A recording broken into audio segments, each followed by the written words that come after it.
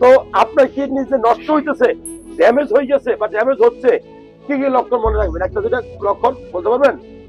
Kidney নষ্ট হয়ে গেছে আপনার, কিন্তু লক্ষণ আপনার প্রস্রাব যেখানে করবেন অতিরিক্ত ফেনা উঠবে।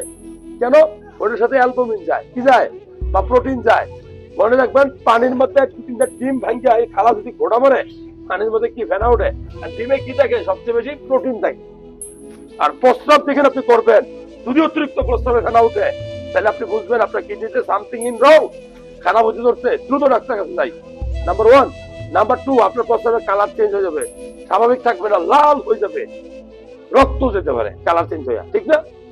নাম্বার থ্রি, প্রচন্ড দুর্গন্ধ হবে, কারণ প্রস্রাবে ব্যাকটেরিয়া থাকতে পারে।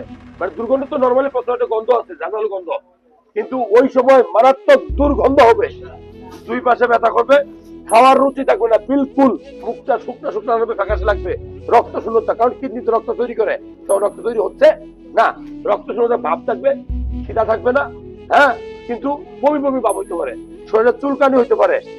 আর এই যে পাথরে ব্যথা, মুখে চোখের নিচে কি পানি আসতে পারে, পায়ের পাতায় পানি আসতে পারে, এই ধরনের লক্ষণ যদি আপনি দেখেন, অবশ্যই সাথে সাথে ডাক্তারের পরামর্শ নেবেন, সিরাম ক্রিয়েটিনিন টেস্ট করবেন, কিনে এটুকু করে দেখবেন যে আপনার কিডনিটা ভালো আছে কি না।